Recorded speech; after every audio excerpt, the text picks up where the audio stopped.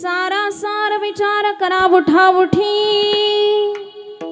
सारा सार विचार करा उठा उठी, नाम धरा कंठी विठोबाचे, तयाच्या चिंतने निरसेल संकट, तराल दुर्घट भव सिंधू, जलमोनिया कुळी वाचे स्मरे राम, जलमोनिया कुळी वाचे स्मरे राम, धरी हाची नेम अहर्निशी, तयाच्या चिंतने निरसेल संकट, तराल दुर्घट भव सिंधू, तुका म्हणे कोटी कुळेती पुनीत, तुका म्हणे कोटी कुळेती पुनीत, भावे गाता गीत विठोबाचे, तयाच्या चिंतने निरसेल संकट, तराल दुर्घट भव सिंधू, विठ्ठल विठ्ठल विठ्ठल।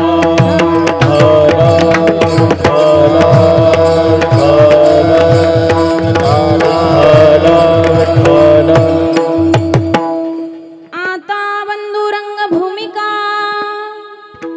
कीर्तनी उभी होते लोका,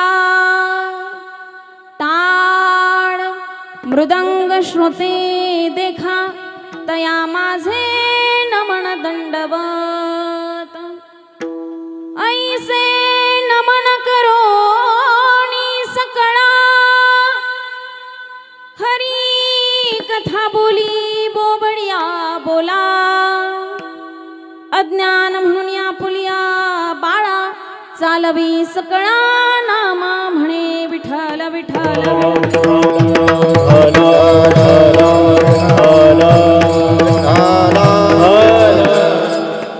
श्री गुरुचरण सरोज रज निज मन मुकुर सुधारी, बरन रघुबल बिमल जसोजो, दायकु फलचारी, बुद्धिहीन तनु जानके सुमिरो पवन कुमार, बल बुद्धि विद्या देहो मोहे, हरबु कलेश विकार, चलो आओ जी पवन कुमार, पधारो हरि कीर्तन में, चलो आओ जी पवन कुमार, पधारो हरि कीर्तन में, चलो आओ जी पवन कुमार, पधारो हरि कीर्तन में, चलो आओ जी पवन कुमार, पधारो हरि कीर्तन में, चलो आओ जी पवन कुमार, पधारो हरि कीर्तन में, चलो आओ जी पवन कुमार, पधारो हरि कीर्तन में, चलो आओ जी पवन कुमार, पधारो हरि कीर्तन में, चलो आओ जी पवन कुमार, पधारो हरि कीर्तन में। राम जी को लाना लखन जी को लाना, राम जी को लाना लखन जी को लाना, राम जी को लाना लखन जी को लाना, राम जी को लाना लखन जी को लाना, आओ जी राम के दुलार, पधारो हरि कीर्तन में, चलो आओ जी राम के दुलार, पधारो हरि कीर्तन में, चलो आओ जी राम जी के दुलार, पधारो हरि कीर्तन में, चलो आओ जी पवन कुमार, पधारो हरि कीर्तन में।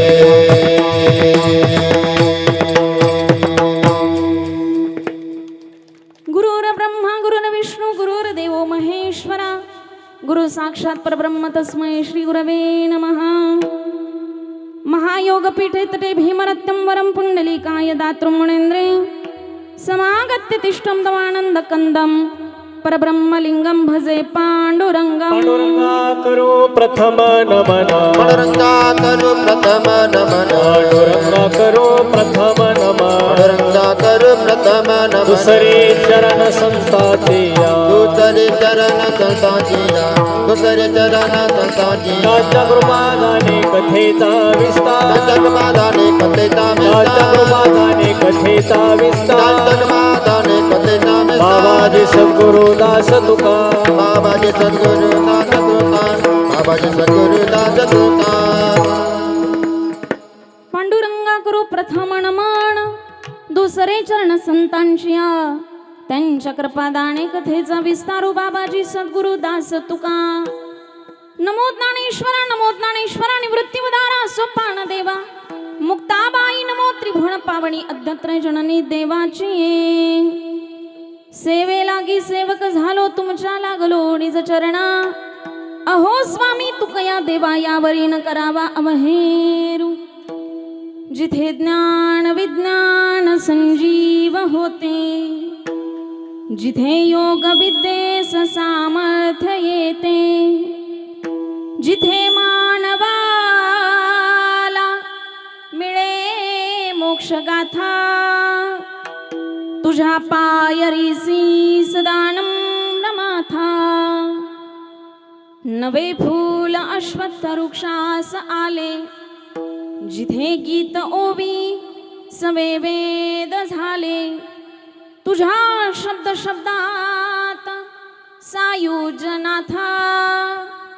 तुझ्या पायरीसी सदानम ब्रमाथा.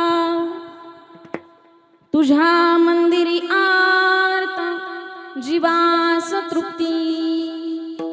तुझ्या दर्शने लोक स्वानंद घेती. श्रुती धन्य झाल्या तुझे गीत गाता. तुझ्या पायरीसी सदानम रमाथा. जोडोनिया कर चरणी ठेवी तो माथा. चरणी ठेवी तो माथा. परिसावी विनंती माझी पंढरीनाथा. परिसावी विनंती माझी पंढरीनाथा. जोडोनिया कर चरणी ठेवी तो माथा. ठेवी तो माथा. परिसावी विनंती माझी पंढरीनाथा. सावी विनंती माझी पंढरीनाथा. जोडोनिया कर चरणी ठेवी तो माथा. परिसावी विनंती माझी पंढरीनाथा. परिसावी विनंती माझी पंढरीनाथा. जोडोनिया कर चरणी ठेवी तो माथा. परिसावी विनंती माझी पंढरीनाथा. परिसावी विनंती माझी पंढरीनाथा. सारा सार विचार करा उठाउठी. सारा सार विचार करा उठाउठी. नामधरा कंठी विठोबाचे. तयाच्या चिंतने निरसेल संकट. तराल दुर्घट भव सिंधू. प्रस्तुत प्राप्त प्रसंगी कीर्तन रूपी सेवेकरता निवडलेला अभंग. आनंद कंद करुणा वरुणालय भगवान पंढरीश पांडुरंग परमात्मा. ज्ञानेश प्रिय संत जगद्गुरु तुकोबा राय. आणि ज्या काळामध्ये राजा रामदेवराय राज्य करत असताना राजा प्रजेच्या मनासारखं वागत होता. प्रजा राजाच्या मनासारखं वागत होती. रामराज्य हे निर्माण झालं आणि विश्वनियंताला अवतार घ्यावासा वाटला म्हणून विश्वनियंतानं खाली डोकावून पाहिलं. मुकुटातला मणी गळाला आणि 16 वर्षाचं एक बालक पाठीचा ताट कणा करून उभं राहिलं. 700 श्लोकांवरती 9000 ओव्या लिहिल्या आणि 700 श्लोकांवरती 9000 ओव्या लिहित असताना अमृताचं पान तुम्हा आम्हाला दिलं. ईश्वरीय ज्ञान संजीवना ज्ञानेश्वरी आईच्या अंतकरणानं तुम्हा आम्हाला पाजली. जिच्या पोषणावर अनंत योगी निर्माण झाले ते विश्वविख्यात विश्वमौली तांडवबार आहे. ज्ञानेश्वरी लिहून पूर्ण झाली. पसायदान रूपी कळस झाला. जो जे वांछील तो ते लाहो. इतकंच नव्हे तर वसुदेव कुटुंबकम हे विश्वची माझे घर या न्यायानं मौलींनी शेरा मारून ठेवला. या समाजामध्ये प्रेमभाव निर्माण व्हावा, स्नेहभाव निर्माण व्हावा, ती दैवी शक्ती निर्माण व्हावी याच्याकरता मौलींनी ज्ञानेश्वरीवरती कळस केला तो पसायदानाचा. ज्ञानेश्वरी लिहून पूर्ण झाली आणि अल्लाउद्दीन खिलजीची उत्तरेकडून महाराष्ट्रावरती स्वारी झाली. अल्लाउद्दीन खिलजी महाराष्ट्रावरती चालून आला. तुळजापूरच्या आईचा मंदिराचा कळस कापला आणि अल्लाउद्दीन खिलजी पंढरपुराकडे झेपावला. आणि मग माझ्या मौलींच्या लक्षात आलं की आता आपली ज्ञानेश्वरी सुद्धा राहत नाही. ज्ञानेश्वरी सहित समाधीस्थ व्हायचं ठरवलं. निवृत्ती दादानं शिळा सरकवली आणि अखंड महाराष्ट्रामध्ये ज्ञानाचा अंधकार झाला. 300-350 वर्ष महाराष्ट्र अज्ञानाच्या अंधारामध्ये चाचपडत राहिला. 300-350 वर्ष महाराष्ट्र एकाच असतेने बघत होता. कोणी एका जन्माला येतो का, कोणी तुका जन्माला येतो का, अरे कोणी ज्ञाना जन्माला येतो का, कोणी नामा जन्माला येतो का. 300-350 वर्ष झाले. भक्ती म्हातारी झाली. विवेक वैराग्य अवतार घेणं सगळीकडे अधर्म झाला. आणि मग विश्वनियंताच्या लक्षात आलं की पुन्हा एकदा अवतार घेणं गरजेचं आहे. विश्वनियंतानं पुन्हा एकदा खाली डोकावून पाहिलं. मुकुटातला दुसरा मणी गळाला आणि दक्षिण वाहिनी इंद्रायणीच्या तटावरती देहू नगरामध्ये 42 वर्षाचं भक्तीचं गारुड उभं राहिलं. 4-4.5 अभंग तो महात्मा प्रसावला. इंद्रायणीचं कार्पण्य धुवून गेलं. पंढरीनाथाला खेळ्या भेटला. पंढरपूरच्या वळवंटामध्ये भक्तिभावाचा डाव रंगला. भक्ती पुन्हा एकदा अंथरुणावरून उठली. भक्तीचा एका बाजूचा विवेकानं धरला, एका बाजूचा वैराग्यानं धरला आणि भक्ती महाराष्ट्र, सौराष्ट्र, प्रांत, कर्नाटक सगळीकडे फिरून आली. महाराष्ट्रामध्ये आल्यानंतर महाराष्ट्रातल्या माणसांची मन संस्कारित झाली. तुकोबरायांनी गायलेल्या प्रसावलेल्या अभंगाद्वारे कीर्तनकार गावोगावी कीर्तन करू लागली. इतकंच नव्हे तर गळ्यामध्ये तुळशीच्या माळा आल्या, कपाळाला गोपीचंदन टिळा आला आणि हृदयामध्ये वैष्णवांच्या बद्दल कळवळा निर्माण झाला. हे कोणामुळे शक्य झालं तर फक्त आणि फक्त जगद्गुरु तुकोबरायांमुळे. अरे कोण जगद्गुरु तुकोबराय?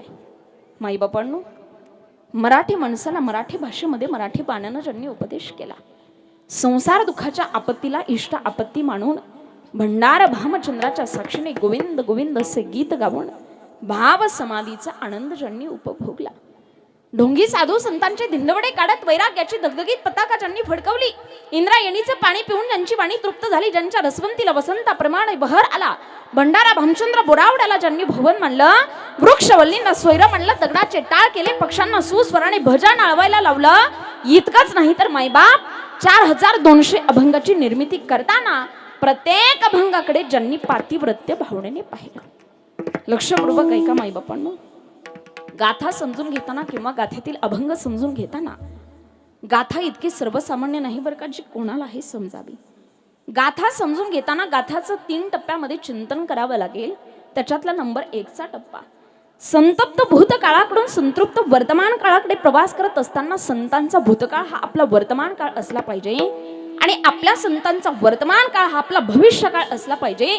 त्याच्याशिवाय आपल्याला मुक्कामाच्या ठिकाणापर्यंत पोहोचता येणार नाही. नवे त्याच्याशिवाय आपल्याला गाथा ही समजणार नाही. याच्या पुढे जाऊन सांगू तुम्हाला गाथाचा नंबर 2चा टप्पा. गाथा अशी नाही माईबापांनो, गाथा अशी नाही कोणी कोणावरती तरी प्रेम केलं, कोणी एखाद्याला हृदय दिलं, एखाद्याचा प्रेम भंग झाला, गटाराच्या बाजूला पडला आणि त्यानं कविता लिहिल्या आणि त्या ईश्वर मान्य झाल्या, जगत मान्य झाल्या. नाही नाही नाही, गाथा बोलते ती फक्त परमात्म्याशी. जगद्गुरु तुकोबरायांचं हृदय आणि भगवान परमात्म्याचं हृदय यांचा झालेला संवाद म्हणजे गाथा आहे. याच्या पुढे जाऊन सांगू तुम्हाला गाथाचा नंबर 3चा टप्पा. माझे पूर्ण पुरुषोत्तम भगवान असणारे श्रीकृष्ण निजधामाला गेले, परंतु आपला श्वास, आपला प्राण, आपलं तेज, आपलं ओज, आपलं हृदय त्यांनी श्रीमद भागवतामध्ये ठेवलं. तसे माझे जगद्गुरु तुकोबराय वैकुंठाला गेले, परंतु आपला श्वास, आपला प्राण, आपलं तेज, आपलं ओज, आपलं हृदय त्यांनी पंचमवेद नामरूपी गाथ्यामध्ये ठेवलं. असे असणारे विश्वमान्य, विश्वधिकार, विश्वप्रिय, चिन्मय स्वरूप असणाऱ्या अधिकार संपन्न साधू जगद्गुरु तुकोबरायांच्या गाथा चंद्रातील उत्कृष्ट असा कीर्तन रूपी सेवेकरता निवडलेला अभंग विठ्ठल विठ्ठल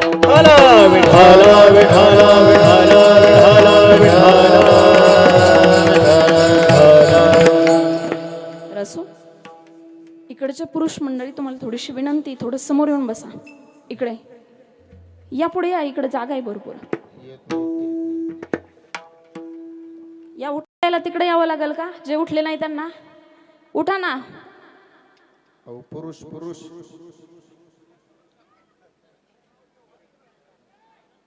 उठा. रूपी संसारातल्या सार रूपी गोष्टी आहेत बघा. लक्षात आलं? असारात असार असणारी गोष्ट समजली, असारात सार असणारी समजली. आता सारात असार असणारी गोष्ट कोणती ते सांगते, ऐका. आपण म्हणतो आपला संसार हा असार आहे, परंतु विश्व बाहुलीत नाडवरे म्हणतात अवघाची संसार सुखाचा करीन, आनंदे भरीन तिन्ही लोक. ज्यार्थी माऊली म्हणतात मी संसार सुखाचा करीन, त्यार्थी संसार हा सार होऊ शकतो का नाही? बोला, होऊ शकतो का नाही? नक्की होऊ शकतो. पण केव्हा? ज्या वेळेला आपण या संसारातल्या काही गोष्टी बाजूला काढू त्यावेळेला. जसं की आपल्याकडे आंबा असतो माता माऊल्या, त्या आंब्यातली कोय आणि साल जर बाजूला काढली तर खाली शिल्लक काय राहतं? बोला, रस शिल्लक राहतो. आणि तो रस म्हणजे त्या आंब्यातला सार आहे. तसा आपल्या संसारातले अहम आणि ममता या 2 गोष्टी जर बाजूला काढल्या ना, तर आपला संसार देखील ब्रह्मरूप होऊ शकतो. लक्षात आलं? असारात असार असणारी गोष्ट समजली, असारात सार असणारी समजली, सारात असार असणारी समजली. आता साराचे ही सार असणारी गोष्ट कोणती तर ती आहे भगवंताचं नामचिंतन. सारा सार सार विठोबा नाम तुझे सार. सार सार सार विठोबा नाम तुझे सार. सारा सार सार विठोबा नाम तुझे सार. सार सार सार विठोबा नाम तुझे सार. मनोनी शुळ पाणी जपता है वारंवार. म्हणून आशुळ पाणी जपत से वारंवार. मनोनी शुळ पाणी जपता है वारंवार. म्हणून आशुळ पाणी जपत से वारंवार. आदि मध्य निज निज बीज ओंकार. आदि मध्य निज बीज ओंकार. आदि मध्यांती निज बीज ओंकार. आदि मध्यांती निज बीज ओंकार. निज बीज ओंकार. भगवंताचं नामचिंतन साराचंही सार आहे आणि असं असणारं साराचंही सार असणारं नियोजित आयुष्य संपल्यानंतर माई बापांनो डॉक्टर लोकांची लाईन जरी लावली ना तरी माणसाला जावं लागतं बघा. आणि नियोजित आयुष्य जर शिल्लक असेल ना तर रोगरची बाटली पाजली तरी जगतं बरं का. पण नियोजित आयुष्य शिल्लक असेल तर नाही तर तुम्ही उद्या म्हणाल काल ताईने कीर्तनात सांगितलं रोगरची बाटली पाजली तरी जगतं 5 ताल एखाद्याला. नियोजित आयुष्य शिल्लक असेल तर जगतं. संपल्यानंतर माणसाला जावं लागतं जसं मातोश्रींना जावं लागलं. वास्तविक पाहता सुधीर भाऊंनी डॉक्टर लोकांची लाईन काय डॉक्टरच घरी आणली असते एवढी तयारी होती. खऱ्या अर्थाने रात्रंदिवस त्या आई करता हॉस्पिटलच्या दारावरती झोपले. निश्चितच सिक्युरिटीचं काम केलं त्या काळामध्ये त्यांनी कोणाकरता आपल्या आई करता. परंतु तरी सुद्धा जावं लागलं नियोजित आयुष्य संपल्यानंतर. सांगू तुम्हाला आपलं आयुष्य म्हणजे 100 लिटर पाण्याने भरलेले खाऊ दे माईबापांनो आणि त्याच्यामधला छोटासा मासा म्हणजे आपण आहोत. आता मला सांगा 100 लिटर पाण्याने भरलेल्या हौदापैकी ज्यावेळेला 95 लिटर पाणी संपणार आहे त्यावेळेला खाली किती शिल्लक राहणार आहे 5 लिटर पाणी शिल्लक राहणार आहे. आता ते शिल्लक राहिलेलं 5 लिटर पाणी संपल्यानंतर त्या हौदामध्ये परत पाणी येणार आहे का. ती काय विहीर नाही ना त्याला झरा यायला. त्याच्यामध्ये परत पाणी येणार नाही. ते शिल्लक राहिलेलं 5 लिटर पाणी संपल्यानंतर जसं त्या माशाला तडफडून मरावं लागणार आहे ना तसं तुमचं माझं नियोजित आयुष्य संपल्यानंतर आपल्याला देखील जावं लागणार आहे. सांगू तुम्हाला माझ्या समोर घडलेला एक दृष्टांत सांगते. नियोजित आयुष्य संपल्यानंतर माणसाला कसं जावं लागतं. एक 2-3 महिन्यापूर्वी माझं मुंबईला कीर्तन होतं कांजूरमार्ग स्टेशनला. आता मुंबई पनवेल साईडला कीर्तन असलं की थोडंसं लवकर निघावं लागतं लवकर पोहोचावं लागतं ट्रॅफिक लागतं म्हणून आम्ही थोडंसं लवकर निघालो लवकर त्या ठिकाणी पोहोचलो. आता तिथं गेल्यानंतर ज्यांनी आम्हाला तारीख दिली आम्ही त्यांच्या घरी गेलो. घरी गेल्यानंतर त्या घरामध्ये एक आजीबाई होत्या. आता त्या आजीबाई माझ्या जवळ आल्या तिथं गेल्यानंतर आणि मला शेजारच्या एका कुटुंबाची व्यथा सांगू लागल्या. आता व्यथा वेगळी असते आणि कथा वेगळी असते बरं का. मी व्यथा शब्द वापरला. व्यथा सांगत असताना त्या म्हटल्या सोनाली ताई आमच्या शेजारी एक कुटुंब होतं. मी म्हटलं बरं. त्या म्हटल्या त्यांच्यामध्ये 2 जण पती पत्नी आणि त्यांची 2 मुलं असा 4 जणांचा परिवार होता. मी म्हटलं बरं. त्या म्हटल्या त्यांच्यातला तो जो पती होता ना पती नवरा तो काहीच काम करत नव्हता. सगळं काम ती एकटी बिचारी करायची. संसाराचा सगळा भार तिच्या खांद्यावरती होता. रात्रंदिवस लोकांचं धुणे भांडे करायची आणि काम करून आली की बिचारी वैतागून जायची. कारण काम केल्यानंतर ह्या वैतागत असतात आणि वैतागल्यानंतर काय करतात आमच्या इकडं नवऱ्याला बडबड करतात. तुमच्या इकडं नवऱ्याला बडबड करायला चालू करायचे. आता नवऱ्याला बडबड करायला लागली की नवरा म्हणायचा जास्त कमी बोललीस तर आत्महत्याच करीन. आता आत्महत्याच करीन म्हटल्यानंतर हे घाबरून जायची बिचारी काहीच बोलत नव्हती. त्या म्हटलं एक दिवस झालं असं 4 दिवसांवरती दिवाळी आली होती. आता दिवाळी 4 दिवसांवरती आली म्हणून भल्या पाटे दोघे उठले. सकाळी सकाळी हे आपल्या नवऱ्याला म्हणू लागली का हो 4 दिवसांवरती दिवाळी आली सगळ्यांच्या घरामध्ये आनंदाचा सण चाललाय आनंदोत्सव चाललाय. आपल्या लेकरांना घालायला कपडे नाही वाजवायला फटाके नाही. म्हटली काहीतरी काम धंदा करत जा नुसतं पत्त्या झोडायचं काम करता म्हटली. आता असं म्हटल्यानंतर त्याला राग आला. तो म्हटला लावली का सकाळ सकाळ कटकट जास्त कमी बोललीस तर आत्महत्याच करीन. ती म्हटली जा आत्महत्या करायची ना तर खुशाल करा. त्याच्या लक्षात आलं नेहमीच धमकी देतोय आता मात्र गेल्याशिवाय गत्यंतर नाही, कारण नाही गेलो तर अपमान होईल ना. जाण्याचा निश्चय केला आणि सकाळी सकाळी निघाला त्या मुंबईच्या उड्डाणपुलावरती. कशा करता? आत्महत्या करण्याकरता. सकाळी सकाळी 4-4:30 वाजता घरातून निघाला. 5च्या दरम्यान त्या उड्डाणपुलावरती पोहोचला आणि 5 वाजल्यापासून 6 वाजेपर्यंत विचार करत होता काय करावं, आत्महत्या करावी की न करावी, करावी की न करावी, करावी की न करावी. कारण माणसं मरणाची घाबरतात. वाक्य लक्षात आलं तर बघा, मरणाची घाबरतात. 6 वाजेपर्यंत विचार केला काय करावं, पण अखेर निश्चय केला आता माघारी गेलो तर बायको समोर अपमान होईल ना, माघारी नाही जायचं. 6 वाजता निश्चय केला आत्महत्या करायची. बरोबर 6 वाजता त्या मुंबईच्या उड्डाणपुलावरून सगळीकडे आजूबाजूला पाहिलं कोणी आहे का, आणि बरोबर 6 वाजता त्या मुंबईच्या उड्डाणपुलावरून खाली उडी टाकणार. कशा करता? आत्महत्या करण्याकरता. तितक्यात खालून एक भाजीवाला भैया चालला होता. आता त्या भाजीवाल्या भैयाच्या डोक्यावरती सुंदर असं भाजीचं टोपलं होतं. मेथीच्या भाजीच्या जोड्या अशा कमळाच्या आकाराच्या लावलेल्या होत्या. आता जसं एखाद्या आईने आपल्या लेकराला पदरामध्ये झेलावं ना, तसं हे वरून पडलं त्या टोपल्यामध्ये. आता हे वरून त्या टोपल्यात पडल्यानंतर ते मरल का? ते नाही मेलं. नवल वाटेल तुम्हाला विनाकारण ते खालचं भाजीवालं मुंडकं मोडून मेलं. सकाळी सकाळी आपल्या लेकराला सांगून आलं होतं, म्हटलं आज जेवढ्याची भाजी विकेल ना तेवढ्याचे फटाके घेऊन येईन. त्याची लेकर घरी वाट पाहत होती, ते नाही घरी आलं. आणि ज्याची बायको म्हटली ना एकदाची कटकट गेली, ते दुपारच्या जेवणाला घरी आलं. म्हणजे त्याचं नियोजित आयुष्य शिल्लक होतं, त्याला नाही जावं लागलं. खालच्याचं नियोजित आयुष्य संपलं होतं, त्याला जावं लागलं. नियोजित आयुष्य संपल्यानंतर माणसाला जर जावं लागत असेल तर संत महात्मे म्हणतात जिवंतपणे सावध व्हा आणि निश्चितच त्या भगवंताचं नामचिंतन करा. कारण भगवंताने सुंदर असा नरदेह तुम्हाला आम्हाला कशा करता दिला? त्या भगवंताचं नामचिंतन करण्याकरता. देवे दिला देह भजना गोमटा. सुंदर असा नरदेह त्याचं भजन करण्याकरता दिला, त्याचं चिंतन करण्याकरता दिला. आणि ज्याच्या करता हा नरदेह दिला त्याच्या करता जर नाही वापरला तर हा नरदेह वाया गेला. कसा वाया जातो सांगू तुम्हाला. एखादी वस्तू ज्याच्या करता असते त्याच्या करता जर नाही वापरली तर आपण म्हणतो ती वाया गेली. तसा भगवंताने हा नरदेह ज्याच्या करता दिला त्याच्या करता नाही वापरला तर वाया गेला. बघा, एका नवीन मुलीचा विवाह झाला. तिचा जो पती होता ना अमेरिकेमध्ये नोकरीसाठी होता. आता अमेरिकेमध्ये नोकरीसाठी असलेला तो पती 6 महिने त्या मुलीच्या लग्नाला झाले. मुलगीन जावई काय माहेराला आलेच नाही. पण नवीन मुलीचं लग्न झालं की प्रत्येक माईची इच्छा असते की माझ्या मुलीनं सारखं माहेराला यावं. आता 6 महिने लग्नाला झाले, मुलगी काय आलीच नाही. 6 महिन्यानंतर त्या मुलीच्या आईनं फोन केला, म्हटली अगं 6 महिने तुमच्या लग्नाला झाले, एकदा वेळ काढून या. म्हटली मुलीनं सांगितलं आम्हाला काही वेळ नसतो, यांना नोकरीवरती जावं लागतं, पण मी एकदा विचारून पाहते. आता विचारून पाहते म्हटल्यानंतर त्या मुलीनं आपल्या पतीला विचारलं, म्हटले 6 महिने लग्नाला झाले, आईचा फोन आला होता, एक दिवस जाऊ आपण वेळ काढून.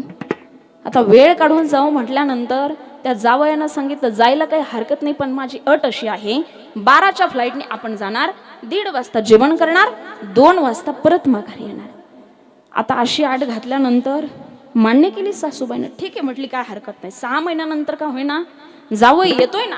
अट मान्य केली. अखेर येण्याचा दिवस ठरला, सगळी तयारी झाली.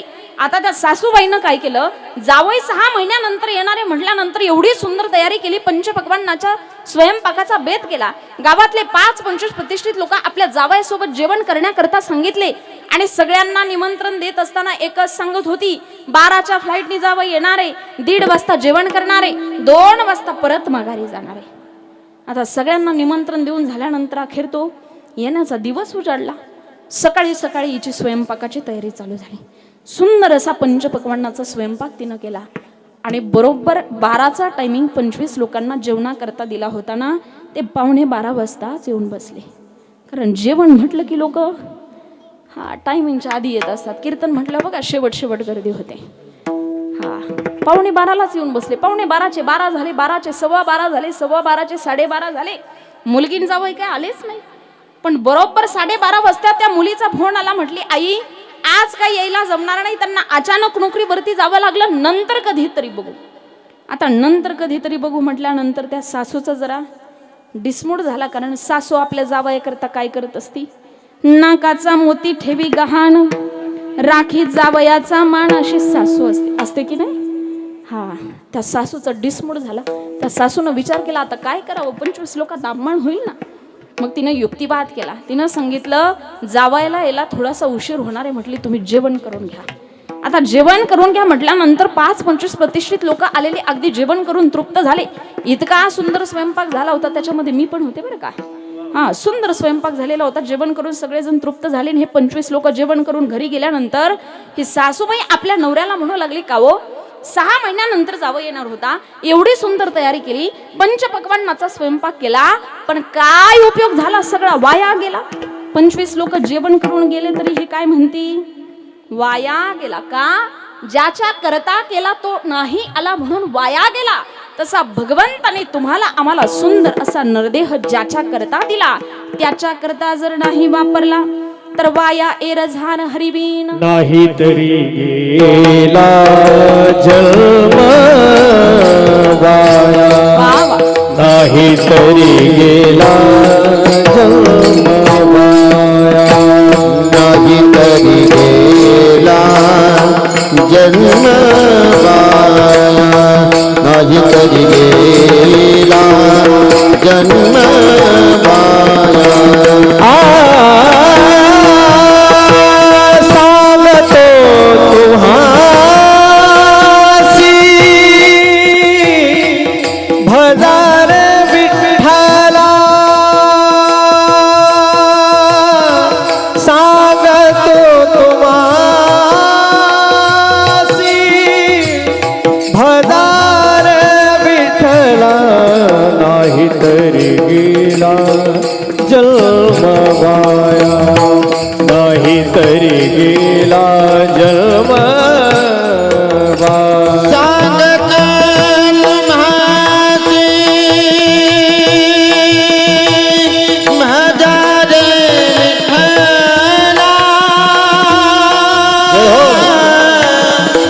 विठ्ठला सांगतो तुम्हासी भजार विठ्ठला, नाही तरी गेला जन्म वाया, नाही तरी गेला जन्म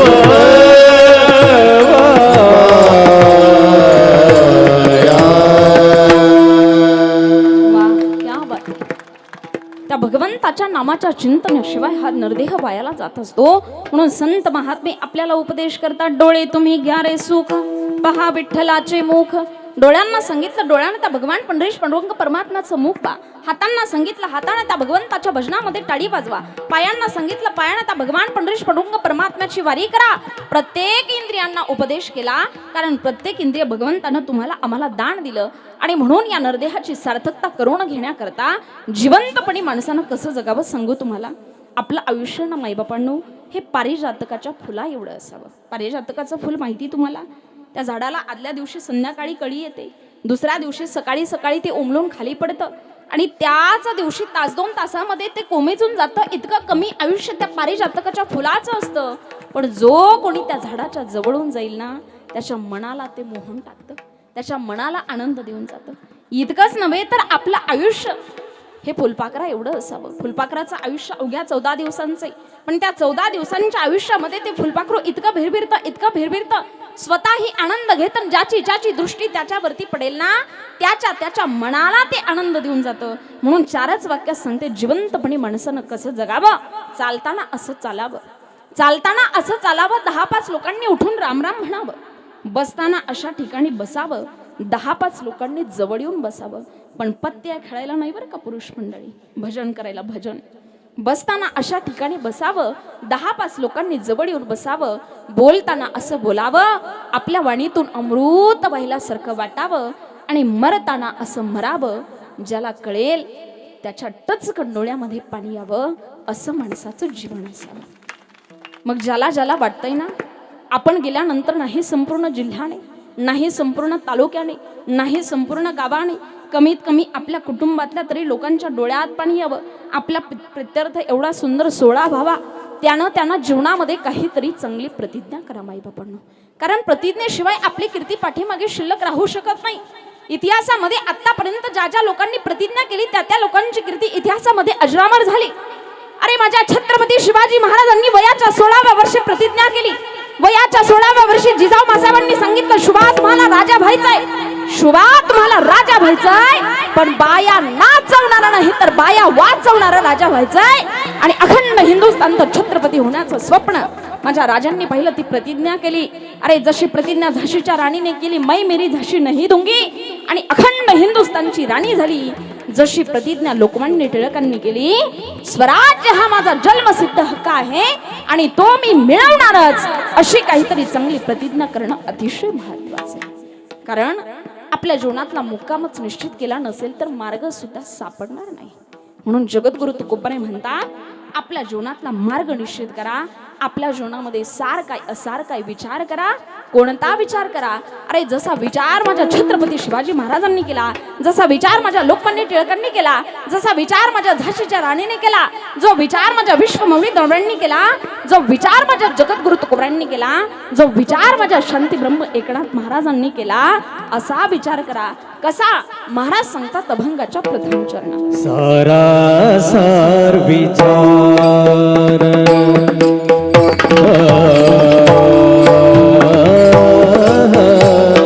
सारासार विचार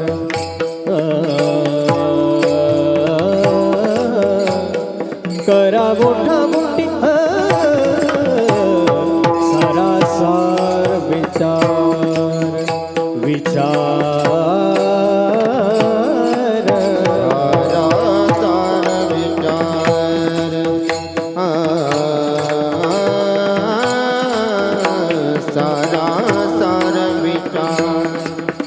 करा मोठा मोठी सारासार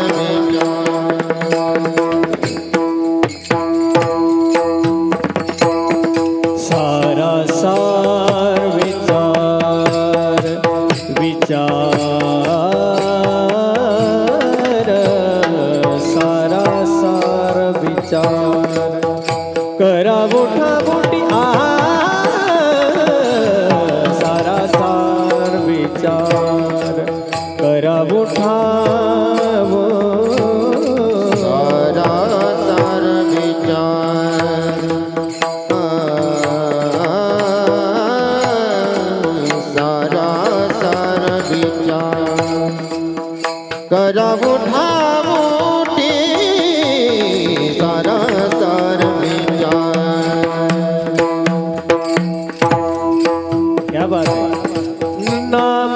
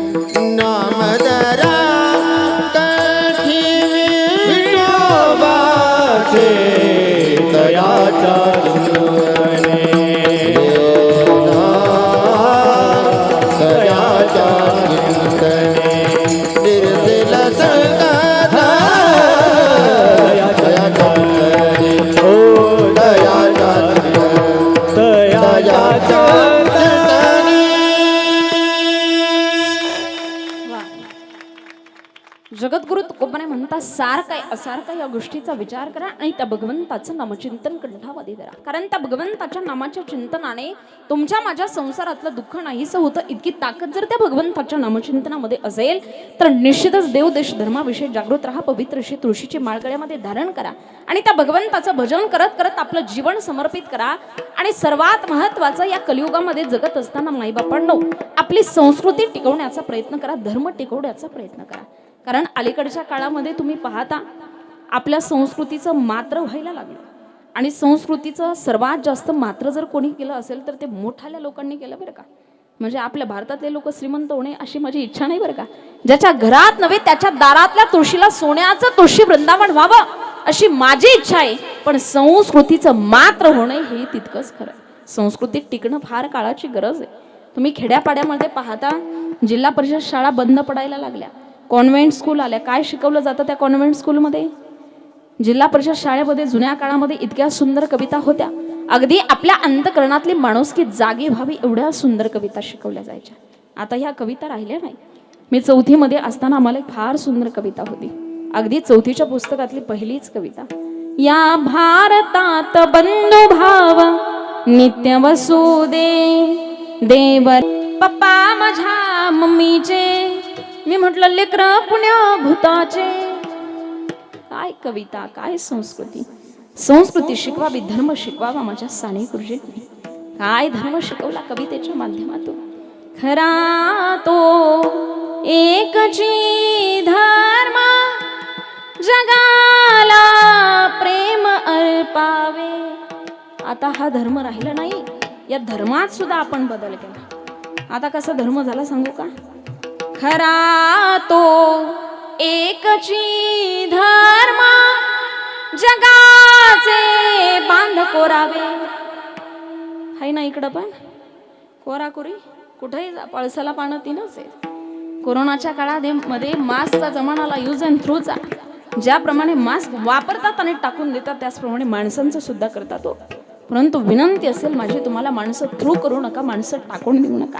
माणसं जीवनामध्ये जपायला शिका. माणसं फार महत्वाची आहेत. दिव्याला दिवा लागत गेला ना की सुंदर अशी दीपमाळ तयार होते. फुलाला फूल जोडत गेलं ना की सुंदर असा फुलहार तयार होतो. आणि माणसाला माणूस जोडत गेलं ना की सुंदर असं एक नातं बनतं. त्या नात्याचं नाव आहे माणुसकी.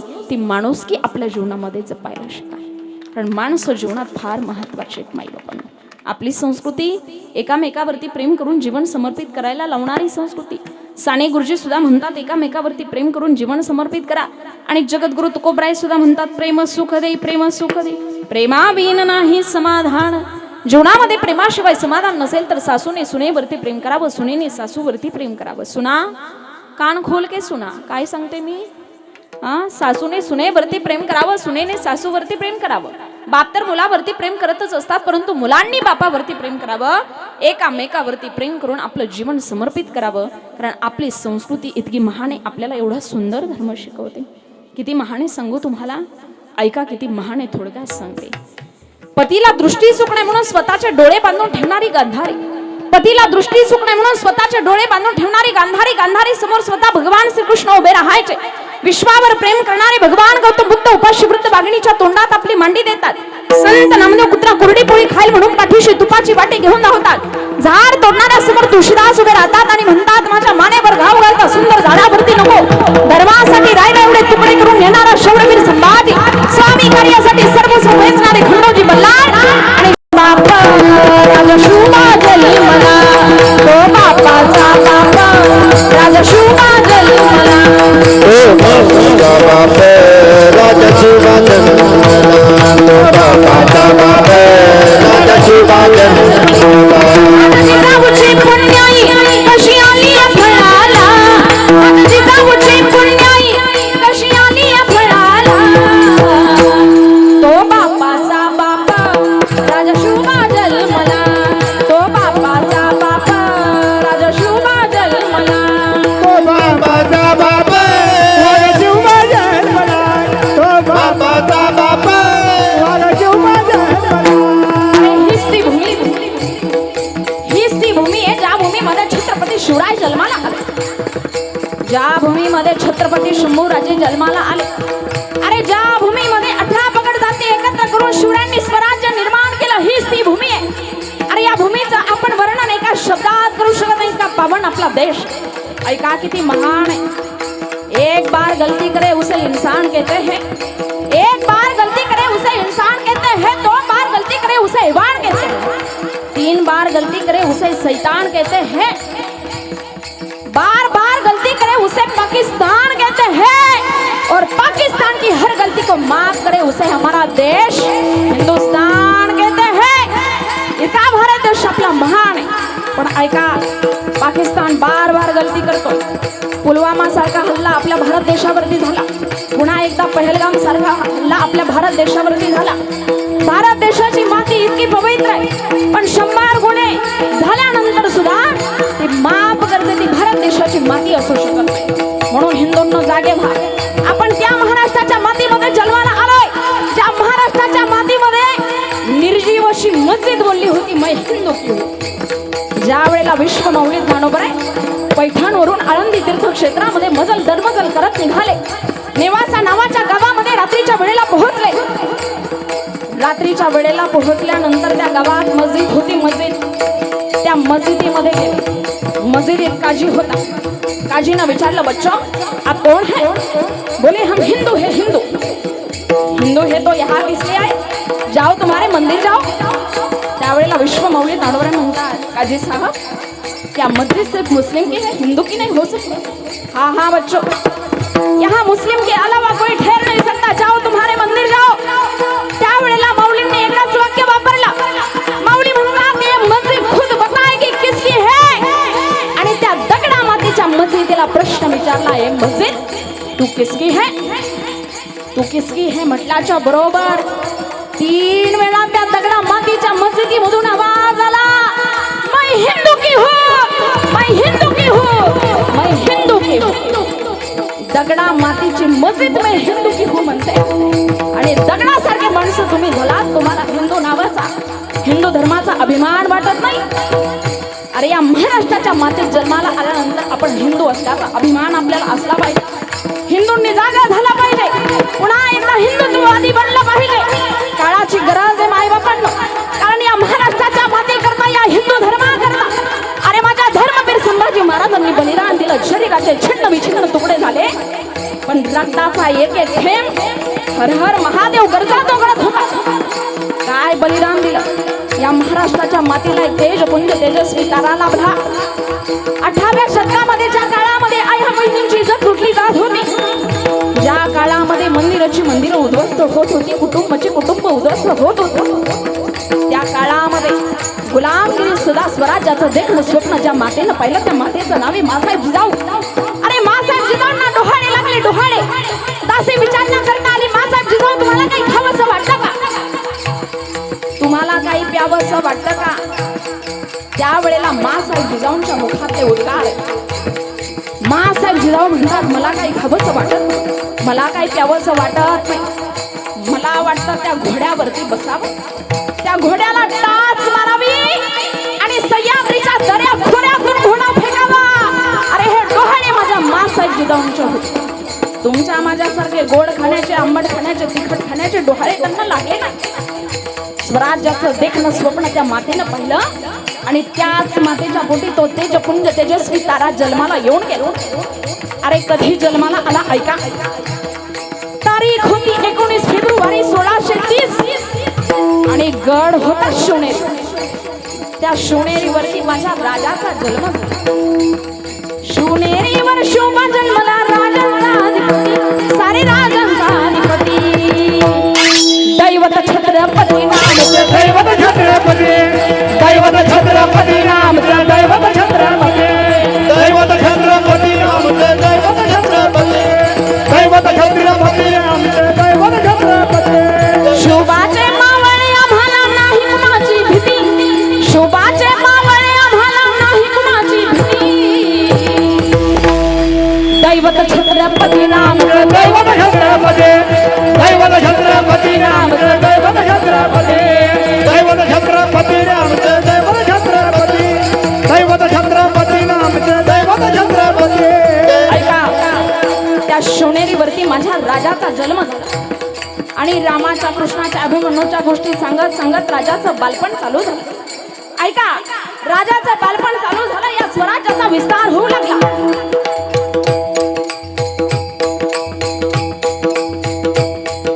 स्वराज्याचा विस्तार होत असताना हे विस्तारलेलं स्वराज्याचं तोरण बांधलं. तोरणा किल्ल्यावरती अफजल खान नावाच्या राक्षसाचा वध केला आणि अफजल खान नावाच्या राक्षसाचा वध केल्यानंतर शाहिस्ते खानाची बोटं कापली. अनेक पराक्रम माझ्या राजाने त्यांच्या जीवनामध्ये स्वराज्य निर्माण करत असताना केले आणि हे निर्माण झालेलं स्वराज्य माझ्या छत्रपती शंभूराजेंच्या हाती सुपूर्द करण्यात आले.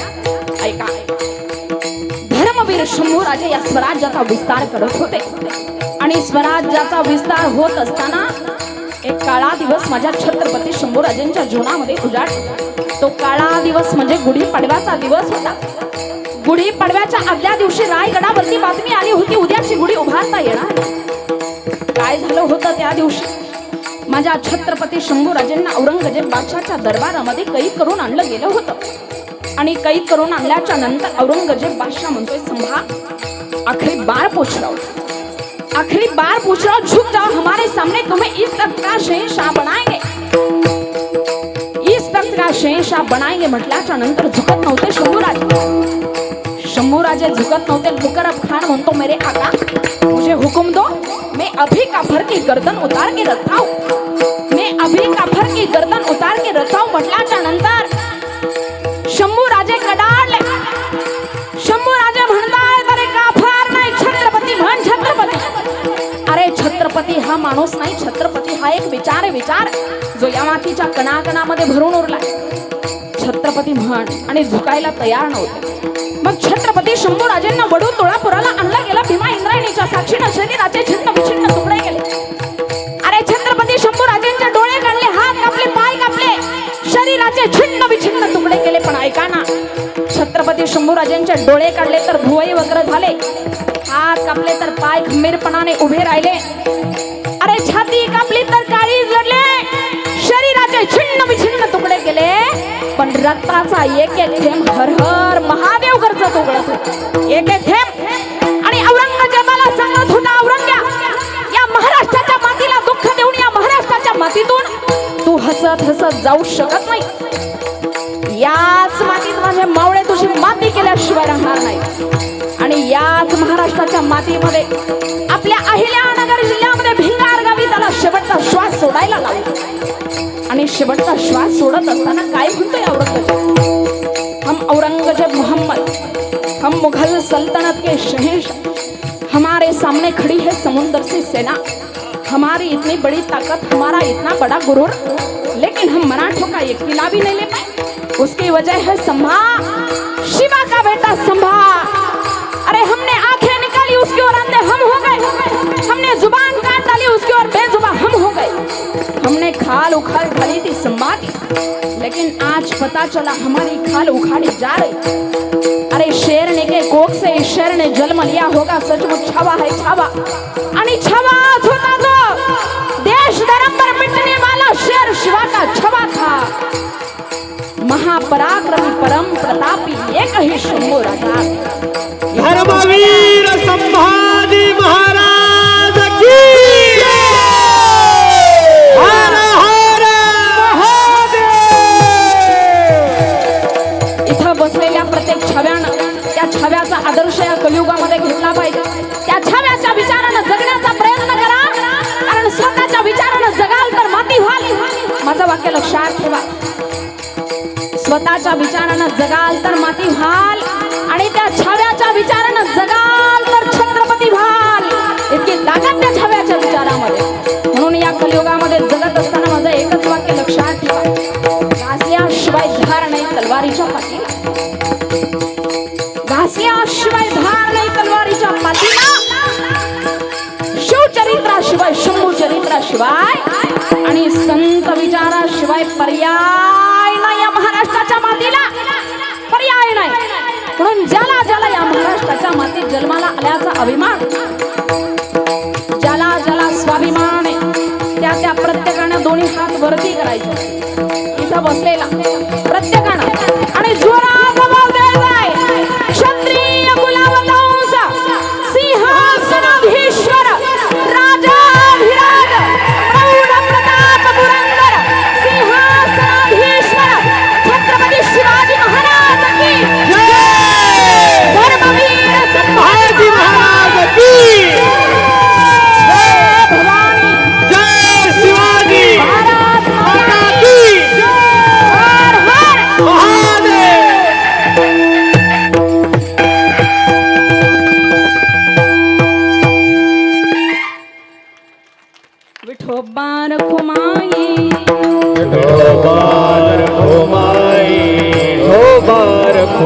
हो बार घुमाय हो बार घुमाय हो बार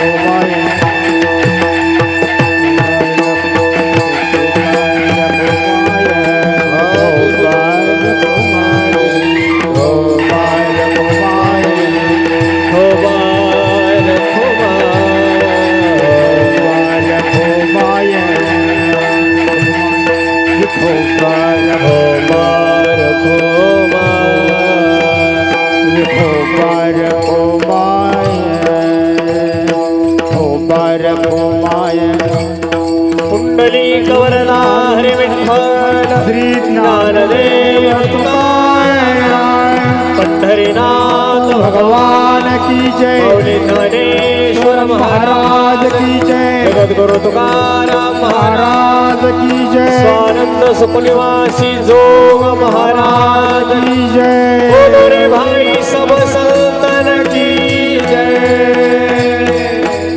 हो बार घुमाय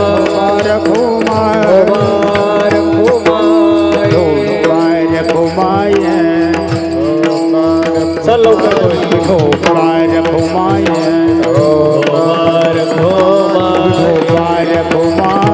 हो बार घुमाय हो बार टाळी टाळी हो बार घुमाय हो बार घुमाय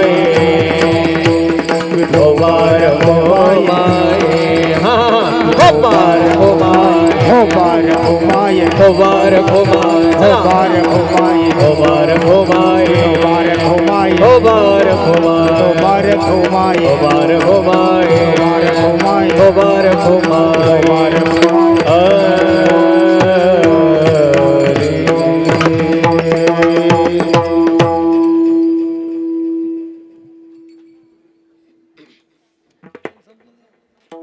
हॅलो. तर असो, एवढ्या तळमळीनं सांगत होते देवदेश धर्माविषयी जागृत राहा, हिंदुत्ववादी व्हा. त्याचं कारण तुम्हाला सांगते. या महाराष्ट्राच्या मातीकरता जी महाराजांनी केला, जसं समर्पण धर्मवीर संभाजी महाराजांनी केलं, छत्रपतींच्या एका मावळ्यानं केलं, तसं काहीतरी समर्पण, तसा काहीतरी त्याग या मातीकरता आपला असला पाहिजे. कारण एका मावळ्याचं बलिदान जर आठवलं ना माईबापांनो, तर डोळ्यात पाणी येतं. इतकं जबरदस्त बलिदान या मातेकरता. आणि निश्चितच आपला या भारत देशामध्ये जन्म झाला, या महाराष्ट्राच्या मातीमध्ये जन्म झाला म्हणजे आपण याचं काहीतरी देणं लागतो आणि त्या देण्यातून आपण उतराई होण्याचं काम केलं पाहिजे. म्हणून निश्चितच आपल्या लेकरांवरती संस्कार करत असताना छत्रपती शिवाजी महाराज, धर्मवीर संभाजी महाराज संतांच्या विचारानं संस्कार करण्याचे प्रयत्न करा. आणि या कलियुगामध्ये जगत असताना माईबापांनो जिवंतपणे आपल्या माईबापाची सेवा करा. माईबाप आपल्या जीवनात फार महत्त्वाचे. जिवंत नाही, त्याला दर्शनासाठी मंदिरात जाण्याची गरज नाही, त्याचा बाप त्याच्यासाठी देव आहे. माय काय असते सांगू तुम्हाला. या परिवारातून एक माय निघून गेली. माय जाण्याचं दुःख माय गेल्यानंतर कळतं. ज्याला हात नाही त्याला हाताची किंमत विचारा, ज्याला पाय नाही त्याला पायाची किंमत विचारा. त्याचप्रमाणे ज्याच्या जीवनातली माय गेली ना, त्याला माईची किंमत विचारावं, तो सांगेल तुम्हाला माईची किंमत काय. आभाळात या धर्तीवर आजवर कोणी पडलेलं नाही. गुरुशिवाय कधीच कोणाला विद्या प्राप्त झालेली नाही. प्रत्येकाची काळजी घ्यायला देवाकडे खरंच खूप वेळ नाही. म्हणून तर देवाने प्रत्येकाला दिली आहे सुंदर अशी एक आई. आणि या आई या शब्दात खरंच खूप सामर्थ्य लपलेलं आहे बरं का. आ म्हणजे आत्मा, तर ई म्हणजे ईश्वर. आणि जिचा आत्मा ईश्वर रूपी आहे ना, अशी म्हणजे आई. अरे जिचा फक्त आत्मा जर ईश्वर रूपी असेल तर ती किती महान याचं वर्णन आपण एका शब्दात करू शकत नाही.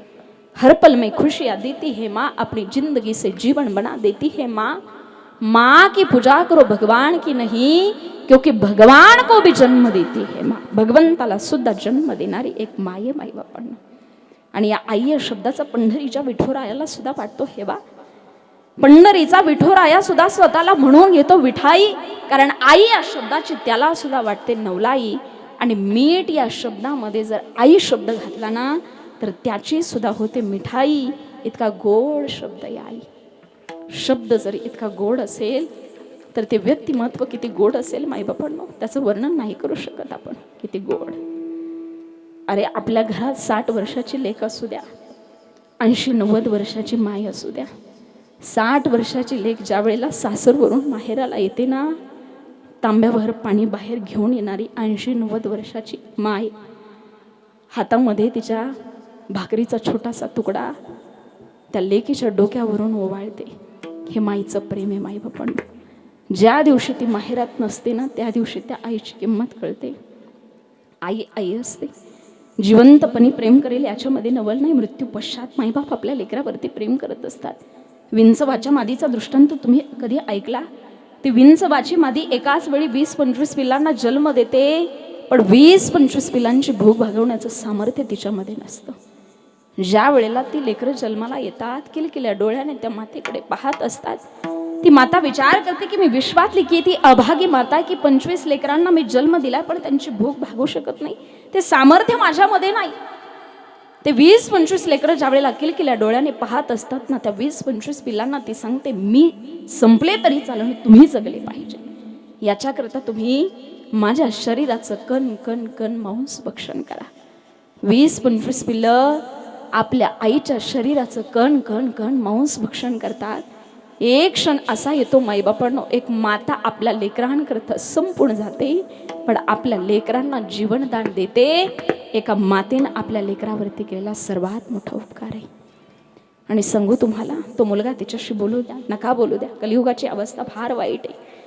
सुधीर भाऊंसारखे सगळेच या महाराष्ट्राच्या मातीमध्ये पुत्र जन्माला येत नाहीत, पण सांगू तुम्हाला, सुधीर भाऊंकरता मला त्यांच्या वडिलांसमोर एक वाक्य म्हणावं वाटतं, जगी ऐसा बाप व्हावा ज्याचा वंश मुक्तीस जावा. डोळ्यासमोर वंश मुक्तीस गेलेला पाहावा, याच्यापेक्षा काय भाग्य असावं जीवनामध्ये. आणि कन्या तरी ऐसी देई जैसी जनी मीरा मुक्ता बाई. काय कन्येला जन्म दिला ना, रात्रंदिवस काबाड कष्ट करावे आणि निषेधच आपल्या लेकरांवरती उत्तम संस्कार व्हावे, याच्याकरता अहोरात्र भावाच्या पाठीमागे खंबीरपणे उभं राहावं. अशी बहीण तुम्हाला पाहायला मिळणार नाही बरं का.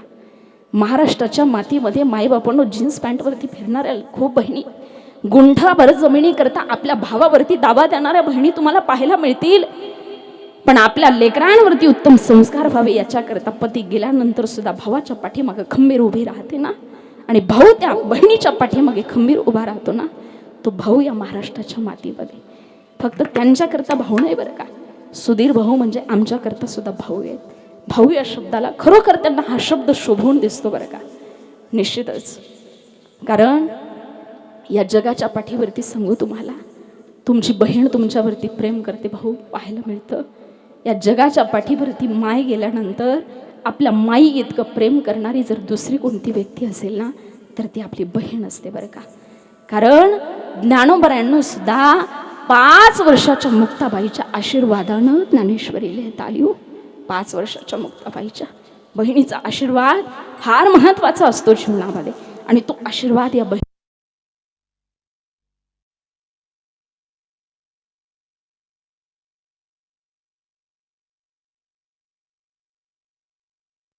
पाहिजे जातीचे. इथं जातीच असावं लागतो. आणि तुमचा जो परमार्थ आहे ना, हा निघळ परमार्थ आहे. म्हणून कुणी कितीही विरोध करू द्या, कुणी काहीही करू द्या, भगवंताच्या दारामध्ये हा परमार्थ टिकला जाणार आहे. आणि सांगू तुम्हाला, ज्यानं संघर्षानं जिद्दीनं आपल्या मेहनतीच्या जोरावरती एवढा सगळा खटाटोप केला, हे सगळं विश्व उभं केलं ना, त्याचा विरोध करू नका, त्याच्या नादाला तुम्ही लागू नका. का? तुम्ही जो विरोध करताय ना तो रोजच्या जेवणासोबत खाल्लेला आहे त्यांना. रोजच्या जेवणासोबत विरोध करताय, संघर्षातून उभं राहिलेलं हे विश्व असतं माईबापांनो. त्याग आणि समर्पणावरती उभं राहिलेलं विश्व असतं. करायचाच असेल तर एखाद्याचा हेवा करा. एखाद्याबद्दल तुम्हाला फार वाईट वाटतं ना, विरोध नका करू त्याचा हेवा करा. हेवा जर तुम्ही कराल ना तर पांडुरंग परमात्मा तुमच्या सुद्धा पदरामध्ये तेवढं यश टाकेल आणि असं विश्व तुमच्या सुद्धा जीवनामध्ये उभं राहिल्याशिवाय राहणार नाही. हा पांडुरंगाचा आशीर्वाद असतो. आणि निश्चितच माईबापांनो, त्या मातेच्या जाण्यानं या परिवारावरती दुःखाचा डोंगर कोसळला. दुःख झालं म्हणूनच तर त्या ऋणातून उतराई होण्याकरता गेली 6 वर्ष एवढा खटाटोप हा परिवार करतोय. हा संजीवनी परिवार, ननंद भाऊजी असेल, त्याचप्रमाणे सुधीर भाऊ असतील, आमचे अण्णा असतील, एवढं सगळं करणं सोपी गोष्ट नाही बरं का. एखादा सप्ताह, सामुदायिक सप्ताह होतो गावामध्ये. सामुदायिक सप्ताह असला तरी सुद्धा सिस्टीम चांगली नसते. कधी कधी सिस्टीम चांगली असली तर गायक चांगले नसतात, गायक चांगले असले तर वादक चांगले नसतात. पण या ठिकाणी जर तुम्ही पाहिलं ना तर कशाचीच कमतरता तुम्हाला पाहायला मिळणार नाही. एकट्या माणसानं केलेलं एवढं मोठं काम आहे, पण तरी सुद्धा कसलीच कमी तुम्हाला पाहायला मिळणार नाही. एवढा सगळा खटाटोप सुधीर भाऊंनी केला. निश्चितच त्यांच्या मातेच्या जाण्यानं जे दुःख त्यांना झालं, या दुःखातून सावरण्याची शक्ती, बुद्धी, ताकद परमेश्वराने त्यांना देऊ. माय आपल्या लेकरावर किती प्रेम करते. सुधीर भाऊ एवढे रात्रंदिवस पळाले आपल्या माईकरता, शेवटच्या श्वासापर्यंत प्रयत्न केले आपल्या आईला वाचवण्याचे. कारण माय बोलत नसली ना आपल्या लेकरासोबत, किंवा लेकरू बोलत नसलं ना तरी ती माय नितांत प्रेम करत असते. माझ्या जीवनातला घडलेला एक दृष्टांत तुम्हाला सांगते. मी लहान असताना ज्या रस्त्याने मी शाळेमध्ये जायचे ना माईबापांनो, त्या रस्त्यावरती रोज सकाळी एक आजीबाई उभ्या असायच्या. रोज सकाळी 9च्या टायमिंगला मी त्या रस्त्यावरून जायचे आणि त्या आजीबाई मला दिसायच्या. रोज अंतःकरणात प्रश्न उत्पन्न व्हायचा की आजी या ठिकाणी कशासाठी थांबत असते. आसुसलेला भाव मला त्यांच्या चेहऱ्यावरती दिसायचा. एक दिवस घरून विचार करून गेले की आज मात्र आजींना प्रश्न विचारायचा, आजी तुम्ही इथं कशासाठी थांबता हो. घरून निघाले. अगदी 9च्या टायमिंगला त्या आजी त्या रस्त्यावरती उभ्या होत्या. माझ्या हातात डब्बा होता. त्या आजींना म्हटलं, का हो आजी, रोज या रस्त्यानं मी शाळेमध्ये जाते, रोज या रस्त्यावरती तुम्हाला मी पाहते, तुम्ही कशासाठी थांबता. तुम्हाला भूक लागली का. म्हटलं तुम्हाला डब्बा देऊ का, माझ्याकडे डब्बा आहे. त्यावेळेला त्या आजीनं दिलेलं उत्तर फार सुंदर होतं. आजी म्हणतात, मला भूक नाही लागली, मला डब्बा पाहिजे म्हणून या रस्त्यावरती मी रोज थांबत नाही. मी माझ्या पोटाची भूक भागवण्याकरता या ठिकाणी थांबत नाही, तर माझ्या अंतःकरणाची भूक भागवण्याकरता या ठिकाणी थांबते. म्हटलं मला समजलं नाही आजी. त्या म्हणतात, रोज 9च्या टायमिंगला या ठिकाणी थांबते ना, त्याचं कारण असं आहे, या रस्त्यानं अगदी 9च्या टायमिंगला रोज लाल रंगाची जी गाडी जाते ना, त्या गाडीतला माझा मुलगा असतो. तो माझ्याशी बोलत नाही, पण त्याचा चेहरा पाहिल्याशिवाय माझा दिवस जात नाही ना ग, दिवस जात नाही. मुलगा बोलत नाही तरी सुद्धा दिवस जात नाही. माझ्या पोटाची भूक भागवण्याकरता या ठिकाणी थांबत नाही, तर मी माझ्या अंतःकरणाची भूक भागवण्याकरता या ठिकाणी थांबते. याला आईचं अंतःकरण म्हणतात. माईबाबांनो, जगाच्या पाठीवरती या आईचा आशीर्वाद फार महत्वाचा.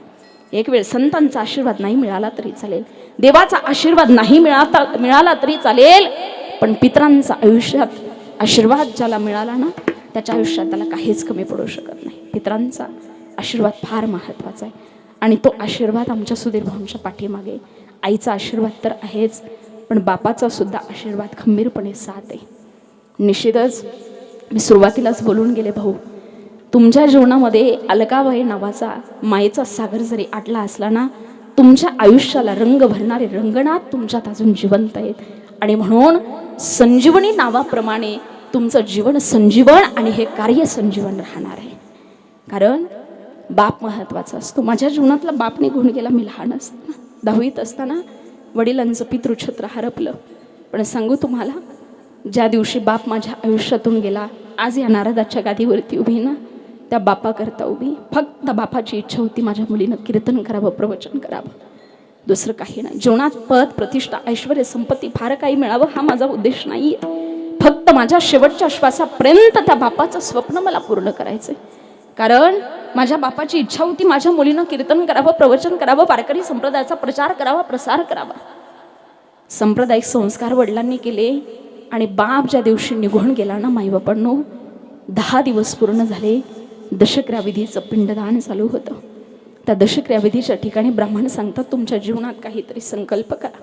प्रत्येक जण संकल्प करतो. कोणी चहा सोडून देतं, वेगळे वेगळे पदार्थ न खाण्याचा संकल्प असतो. पण मी माझ्या जीवनामध्ये ठरवलं, माझ्या बापाकरता मला 1 वर्षापुरता संकल्प नाही करायचा, संपूर्ण आयुष्यभराकरता संकल्प करायचा आहे. आणि त्या पिंडदानावरती हात ठेवला. त्या पिंडदानाच्या साक्षीनं म्हटलं, नाना, वडिलांना नाना म्हणायचे, नाना, तुमची इच्छा होती ना तुमच्या मुलीनं कीर्तन करावं, प्रवचन करावं, तुमचं लेकरू असं कीर्तन करेल, तुम्ही ज्या ठिकाणी असाल त्या ठिकाणी तुम्हाला आनंद झाल्याशिवाय राहणार नाही. आणि निश्चितच माईबापांनो, आज मला असं वाटतंय, तो बाप ज्या ठिकाणी असेल ना त्या ठिकाणी त्या बापाला आनंद होत असेल. कारण शेवटच्या श्वासापर्यंत रोज नारदाच्या गादीवरती उभी राहिल्यानंतर पांडुरंग परमात्माला एकच प्रार्थना करते, माझा शेवटचा श्वास या नारदाच्या गादीवरती असावा, या विना काही नको, एवढे दे पांडुरंगा, याचसाठी मांडीला तुझ्या दारात हा दंगा. एवढ्याकरता हा सगळा अट्टहास केलाय. आणि ज्यावेळेला साधकाच्या जीवनातली साधना स्वच्छ असते, निर्मळ अंतकरणाची असते ना, निश्चितच पांडुरंग परमात्मा त्याची इच्छा पूर्ण केल्याशिवाय राहत नाही माईबापांनो. कारण माझा बाप संस्कार करताना एक वाक्य नेहमी म्हणायचा, तुमच्या सर्वांकरता सांगते, बाप संस्कार करत असताना म्हणायचा, वारकरी संप्रदायामध्ये जीवन जगत असताना, पदार्पण करत असताना, कीर्तनकार स्वतःला म्हणून घेत असताना, एक कलाकार स्वतःला म्हणून घेत असताना, आपलं जगणं, आपलं वागणं असं असावं, ज्या दिवशी आपल्या आयुष्यातला अंतिम काळ येईल ना त्यावेळेला ज्ञानोबरायांनी म्हणावं, अरे घ्या रे त्या लेकराला जवळ, त्यांना आयुष्यभर संप्रदायाची सेवा केली. आणि असेल आपलं जगणं, वागणं, संप्रदायाला साजेसत्र करतील ना माऊली ती इच्छा पूर्ण, का नाही करणार. गुरुनाम गुरु जोगबाबांची इच्छा पूर्ण झाली. त्यांच्या जीवनामध्ये अहोरात्र त्यांनी भगवंताचं भजन करावं, संपूर्ण जीवन विश्वमौली नारायणांच्या चरणावरती वाहून घ्यावं. आणि ज्या दिवशी गुरुनाम गुरु जोगबाबांच्या जीवनातला शेवटचा काळ येतो, पुण्याच्या हॉस्पिटलमध्ये त्यांना ॲडमिट करण्यात आलं माईबापांनो. मामासाहेब दांडेकर सेवा करण्याकरता होते, अंतिम घटका मोजत होते, शरीरात त्राण राहिला नाही, प्राण राहिला नाही, डोळे उघडून पाहावे इतका सुद्धा प्राण शिल्लक नाही. त्यावेळेला जोगबाबांना त्या ठिकाणी मामासाहेबांना वाटायचं, आता जोगबाबांचा प्राण पुण्यात जातोय असं वाटायचं बाबांना. पण जोगबाबांनी म्हणावं, मामा, माझा प्राण इथं पुण्यात जाणार नाही रे, माझा श्वास त्या आळंदीमध्ये अडकलाय, मला आळंदीला घेऊन चल. आणि मामासाहेबांनी जोगबाबांना पुण्यावरून घ्यावं, आळंदी तीर्थक्षेत्राकडे निघावं.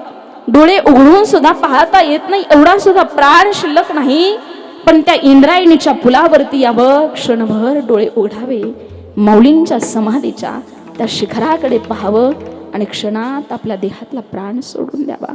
साधकाच्या जीवनामध्ये केलेल्या साधनेचं फळ हे माईबापांनो हे नितांत सेवा केली. म्हणून विनंती असेल माझी तुम्हाला, जे संस्कार माझ्या माईबापांनी माझ्यावरती केले ते संस्कार तुमच्या लेकरावर करण्याचा प्रयत्न करा.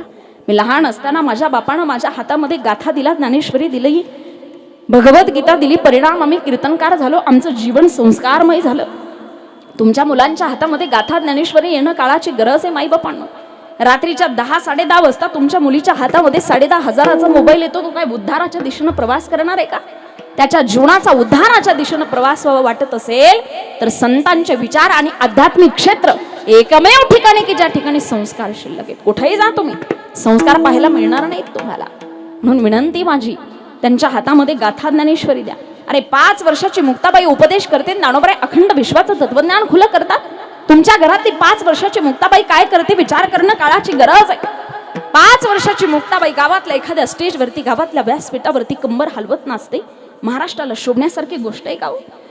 एकदा त्या नाचणाऱ्या मुलीनं म्हणावं त्या गुरुजीला, का हो गुरुजी, या महाराष्ट्राच्या मातीतल्या संस्कारी कुटुंबातली लेके गुरुजी, कंबर हलवे स्टेजवरती नाचणार नाही गुरुजी.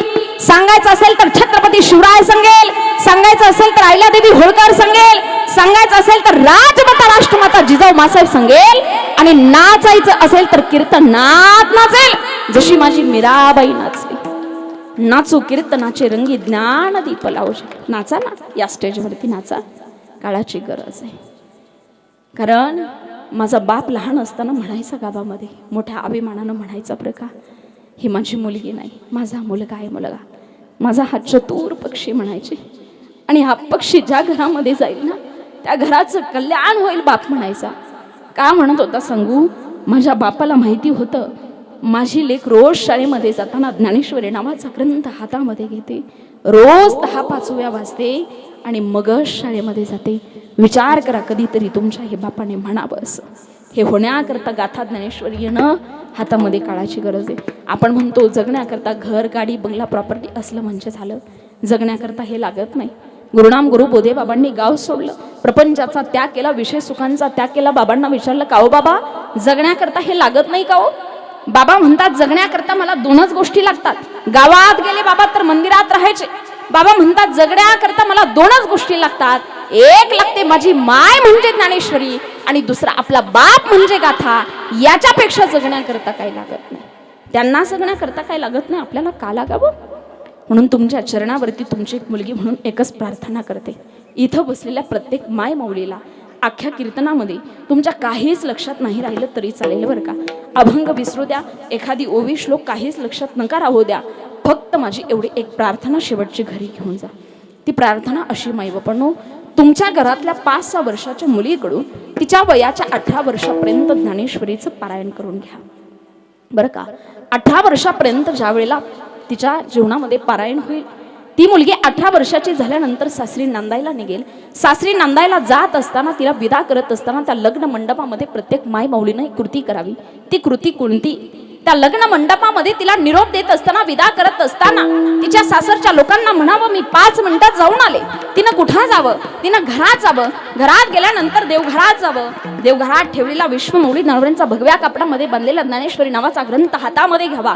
तिनं त्या लग्न मंडपात यावं आणि तिच्या सासरच्या लोकांना सांगावं आमच्या मुलीच्या लग्नात आम्ही काय देऊ शकलो आम्हाला माहित नाही, काय नाही देऊ शकलो आम्हाला माहित नाही. आमची परिस्थिती गरीब असेल, आमची परिस्थिती नाजूक असेल, पण ऐका ना, आमच्या घरामध्ये विश्वमौली नरवऱ्यांच्या ज्ञानेश्वरीचं पारायण करणारी लेक तुमच्या घरात येते. तुमच्या घराचं गोकुळ केल्याशिवाय राहणार नाही म्हणावं तुम्ही.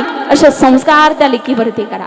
फार काळाची गरज आहे माईबापांना, कारण माझ्या बापाने हे संस्कार माझ्यावरती केले. म्हणून तुम्हाला सांगते, जीवनामध्ये निश्चितच त्या मातेच्या ऋणातून मुक्त होण्याचा प्रयत्न करा, पित्याच्या ऋणातून मुक्त होण्याचा प्रयत्न करा. माझा बाप गेल्यानंतर माझं स्वप्न पूर्ण झालं. तुम्ही जिवंतपणे त्या माईबापाचं स्वप्न पूर्ण करा. कारण बाप गेल्यानंतर आज जीवनामध्ये पद प्रतिष्ठा ऐश्वर्य संपत्ती सगळ्या गोष्टी मिळाल्या, पण हे वैभव पाहण्याकरता तो बाप आज जिवंत नाही आहे. आज एवढा मोठा सोहळा या ठिकाणी होतोय, अंतकरणाच्या कुठल्या तरी कोपऱ्यात असं वाटतं आपल्याला आज ती माय जिवंत पाहिजे होती हे सगळं वैभव पाहण्याकरता. आज सुधीर भाऊंच्या जीवनामध्ये सुधीर भाऊ म्हणून हाक मारणारे अनेक लोक असतील, सुधीर शेठ म्हणून हाक मारणारे अनेक लोक असतील, पण सुधीर अशी प्रेमाने हाक मारणारी माय जेव्हा आयुष्यात नसते ना, तेव्हा त्या माईची किंमत कळते. मायबापांनो, काय ती माय असते. माय ती माय असते. म्हणून जिवंतपणे ती माय सांभाळा. त्या आई करता मला एक काही कवितेचे शब्द आठवतात. हंबारून वासर आले चाटती जेव्हा गाय, तेव्हा मले तिच्या मंदी दिसती माझी माय रे, दिसती माझी माय. हंबारून वासर आले चाटती जेव्हा गाय, तेव्हा मले तिच्या मंदी दिसती माझी माय रे, दिसती माझी माय. आया बाया सांगत होत्या होतो जेव्हा तढा, दुष्काळात मायेचा माझ्या आटला होता पाढा. पिठामंदी पिठामंदी पिठामंदी पाणी टाकून मले पाजत जाय, तेव्हा मले तिच्या मंदी दिसती माझी माय रे, दिसती माझी माय, दिसती माझी माय रे, दिसती माझी माय. हंबारून वासर आले चटती जेव्हा गाया, तेव्हा मले तिच्या मंदी दिसली. तुझ्या चरणी ठेवून माथा धरावी तिचे पाय, तेव्हा मले तिच्या मंदी दिसली माझी माय रे, दिसती माझी माय. हंबारून वासर आले चाटती जेव्हा गाय, तेव्हा मले तिच्या मंदी दिसती माझी माय रे, दिसती माझी माय. म्हणून जिवंतपणे ती माय सांभाळा. एकच वाक्य शेवटचं माझं लक्षात ठेवा. नेहमी असतात संयमांचे घाट, वाहत नाही तर शून्य पाठ. प्रेमाचा असतो सदैव खळखळाट, पण आई वडिलांच्या आधाराशिवाय फुलवणार कोण आयुष्याची वाट. कधी कधी असते मुखावर रागाची झालर, पण मणी वाहतो पुत्रांविषयी प्रेमाचा सागर. वणवण होते पुरीच्या लग्नासाठी, उंबारटे जिजवतात ते चांगल्या स्थळासाठी, नतमस्तक होतात पोराच्या नोकरीसाठी. कधीही जगत नाहीत ते केवळ स्वतःसाठी. प्रतीक असतं धैर्याचं त्यागाचं, चरण स्पर्श करा त्या जन्मदात्याचं, चरण स्पर्श करा त्या जन्मदात्याचं. जिवंतपणे त्या माईबापाचं चरण स्पर्श करा एवढीच विनंती तुमच्या चरणावरती करते. झालेली सेवा तुम्हा सर्व माता पित्यांच्या चरणी समर्पित करण्यापूर्वी बोलण्याच्या ओघामध्ये एखादा शब्द चुकीचा गेला असेल, कोणाच्या अंतकरणाला लागला असेल तर मोठं अंतकरण करून मला क्षमा करा. तुमची एक मुलगी म्हणून तुमच्या पदरामध्ये घ्या. झालेली सेवा तुम्हा सर्व माता पित्यांच्या चरणी समर्पित करण्यापूर्वी पुन्हा एकदा सर्वांचं ऋण व्यक्त करते, ज्यांच्या माध्यमातून एवढं सुंदर कार्यक्रमाचं नियोजन या ठिकाणी झालं. निश्चितच संजीवनी परिवार असेल, आमच्या ताईसाहेब असतील, दोनही ताईसाहेब, त्याचप्रमाणे दुसऱ्या ताई आहेत, त्याचप्रमाणे सुधीर भाऊ असतील, आमचे अण्णा असतील, त्याचप्रमाणे संजीवनी गडाचे या ठिकाणी शंकर भारती बाबा आले नाहीत का? हां, हेही या ठिकाणी कार्यक्रमाकरता उपस्थित आहेत. त्याचप्रमाणे कार्यक्रमाला सुंदर अशी साथ करणारे नामवंत गायनाचार्य मृदुंगाचार्य साऊंड सिस्टीमवाले दादा, त्याचप्रमाणे आपल्या कार्यक्रमाचं सुंदर असं प्रक्षेपण ज्यांनी केलं, गेली 3 दिवस झाले आपल्या कार्यक्रमाचं सुंदर असं प्रक्षेपण करतायत. आपला कार्यक्रम आठवणीत ठेवण्याचं जे काम करतायत, वास्तविक पाहिलं तर कोकणामधलं फार मोठं यूट्यूब चॅनल आहे त्यांचं. त्याचप्रमाणे त्यांचे वडील कोकणातलं भूषण आहेत, हरिभक्तपरायण एकनाथ बाप्पा वाडीकर मोठे कीर्तनकार आहेत. अगदी चिंतनीय कीर्तन त्यांचं असतं आणि त्यांचे ते सुपुत्र आहेत दिनेश दादा वाडीकर. नुकताच त्यांना महाराष्ट्र कोहिनूर रत्न पुरस्कार जाहीर झालाय. असे असणारे दिनेश दादा, त्यांच्याकरता सर्वांनी जोरदार टाळ्या वाजवा. त्याचप्रमाणे दुसरे शूटिंगवाले दादा, काय नाव, बाबा पाटील, त्यांचंही ऋण व्यक्त करते आणि अधिक विस्तार न करता त्याचप्रमाणे आमचे विनयकरी बाबा अगदी बुलढाण्यावरून गेल्या वर्षीपासून आपल्या सेवेकरता उपस्थित राहतात आणि विशेष म्हणजे शिक्षकाची सेवा करत असताना सुद्धा आपल्या करता येतात. हे फार अभिमानाची गोष्ट आहे बरं का. वारकरी संप्रदाय सांभाळून अगदी शिक्षक सुद्धा आहेत, ते शाळेमध्ये शिकवण्याचं काम करतात आणि विशेष म्हणजे इंग्लिश विषय बरं का त्यांच्याकडे शिकवायला. इंग्लिश विषय शिकवायला असताना आज वारकरी संप्रदायामध्ये एवढं सुंदर कार्य करणं हे फार मोलाची गोष्ट आहे. म्हणून त्यांचे ऋण व्यक्त करते आणि अधिक विस्तार न करता माई बापांनो लांबलेल्या वाणीला याच ठिकाणी विराम देते. ज्ञानेश्वर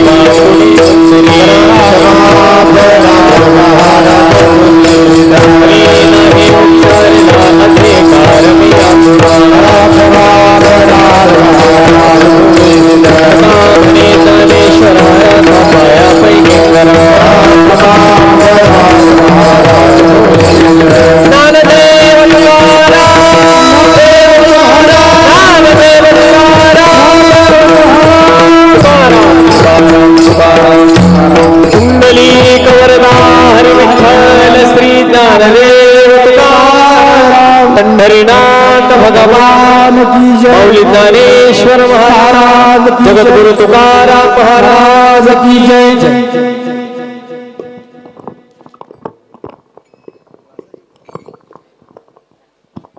आमच्या मातोश्री कैवारी सौ अलकाबाई रंगनाथ वायकर यांच्या 6व्या पुण्यस्मरणार्थ चालू असलेल्या हा कीर्तन महोत्सव, या कीर्तन महोत्सवात आज 3ऱ्या दिवसाची कीर्तन सेवा महाराष्ट्राच्या युवा कीर्तनकार सौभाग्यवती हबप सोनालीताई फडके पुणे यांनी आपल्या सोसाव्या अशा वाण्यातून ही सेवा सादर केलेली आहे. त्यांचे मी हॉटेल संजीवनी परिवाराच्या वतीनं हार्दिक आभार मानतो. त्याचबरोबर आजच्या या कार्यक्रमासाठी दत्त दिगंबर देवस्थान शहापूरचे उत्तराधिकारी म्हणून ज्यांची नियुक्ती होत आहे असे श्री हबप दत्तानंद सरस्वतीजी वृंदावन धाम यांचे आज उपस्थिती लाभली, त्यांचेही मी जाहीर आभार मानतो. त्याचबरोबर बीड जिल्ह्याचं भूषण श्री हरिभक्तपरायण हौसराव मगर गुरुजी घाटदेवळगाव यांचे या संपूर्ण कार्यक्रमासाठी उपस्थित राहिले, त्यांचे मी हॉटेल संजीवनी परिवाराच्या वतीनं आभार मानतो. त्याचबरोबर श्री हरिभक्तपरायण शंकर भारतीजी, गुरु खुशाल भारतीजी यांचे शिष्य श्री हबप नवनाथ भारती यांचे आज या कीर्तन सेवेसाठी उपस्थिती राहिले. त्यांचे मी हॉटेल संजीवनी परिवाराच्या वतीनं हार्दिक अभिनंदन करतो, आभार मानतो. त्याचबरोबर आमचे फडकेदाजी, डॉक्टर भगत परिवार, तसेच आमचे उद्योजक मामाश्री वाघ सर तिसगाव, त्यांचा संपूर्ण परिवार आलेला आहे, त्यांचे मी आभार मानतो. त्याचबरोबर शहापूर ग्रामस्थ देवा मामा, लगड मामा, दांगडे मामा, नाटक मामा, चव्हाण साहेब यांचे मी हॉटेल संजीवनी परिवाराच्या वतीनं आभार मानतो. तसेच या कार्यक्रमासाठी रोज अहिल्या शिवप्रेमी ॲडव्हेंचर ट्रेकिंग ग्रुपचे सदस्य, अध्यक्ष, संस्थापक श्री राहीन सर, त्याचबरोबर समृद्धी आरोग्य आहार विहार ग्रुपचे श्री संतोषजी बनकर सर यांचंही मी हॉटेल संजीवनी परिवाराच्या वतीने आभार मानतो. त्याचबरोबर आमचे दुसरे सहकारी लोळगे ज्वेलर्सचे संचालक संतोष भाऊ लोळगे यांचीही उपस्थिती लाभलेली आहे, ढगेदाजींची उपस्थिती लाभली आहे, त्यांचे मी आभार मानतो. तसेच आज हा कार्यक्रम चालू असल्यापासून आपला कार्यक्रम संध्याकाळी नियोजित वेळेत चालू आहे. दिवसभरसुद्धा उपस्थित वेगवेगळ्या सामाजिक सांस्कृतिक क्षेत्रात काम करणारे सहकारी मित्र यांची उपस्थिती होत आहे. आज या कार्यक्रमासाठी अहमदनगरमधील प्रसिद्ध पोखरणा ज्वेलर्सचे संचालक, माझे उद्योगपती मित्र अनिल शेठ पोखरणा, श्री सोपानरावजी पवारसाहेब, ज्ञानदेव करडेले साहेब, राजू शेठ चौधरी परिवार निंबळक, चंदूकाका ज्वेलर्सचे संचालक बारामतीमधून हितेशजी शहा यांचे आज उपस्थिती लाभलेली आहे. त्याचबरोबर आनंद किरणाचे संचालक श्री घुले पाटील यांची उपस्थिती लाभलेली आहे. तसेच समोर मायबाप बसलेले यांची सगळ्यांचीच उपस्थिती आहे, मी सगळ्यांचेच आभार मानतो. या कार्यक्रमासाठी वेगवेगळे महाराष्ट्रभरून लोक येत आहेत, त्यांचे मी आपल्या संपूर्ण सोनेवाडी मेघरी पंचकृषीच्या वतीनं मी आभार मानतो. दिनेशदादा वाडीकर या शूटिंगच्या माध्यमातून हा कार्यक्रम महाराष्ट्रावर, महाराष्ट्राच्या बाहेरही प्रक्षेपित करत आहात. त्याचबरोबर CCTV कॅमेऱ्याचं जे नियंत्रण करून ड्रोन कॅमेऱ्याद्वारे शूट करतायत, असेच आपल्या परिसराचं भूषण बाबा पाटील पोमणे, सोमाशेठ इंगोले, लाईट डेकोरेटर मंडप, संपूर्ण सहकारी टीम, त्याचबरोबर हे समोर ज्या लाईट LED लाईट फिरत आहेत ते प्रतीक शेठ वायकर, त्यांची संपूर्ण टीम, यांचे मी मनापासून हार्दिक हार्दिक आभार मानतो. काल ज्याप्रमाणे आपल्या पंक्ती बसल्या होत्या त्याचप्रमाणे आजही पंक्ती बसतील. संपूर्ण मायबापांनी महाप्रसाद घेतल्याशिवाय कोणीही जायचं नाही. मी हॉटेल संजीवनी परिवाराच्या वतीनं मी आभार मानतो. बाबा शहापूर आश्रमाचे उत्तराधिकारी दत्तानंद सरस्वतीजी 2 शब्द बोलतील. माऊली 2 मिनटं बसा, फक्त 2 मिनटं, 2च मिनटं बसा. आत्मलाभा सारिखे गोमटे काहीच न देखे,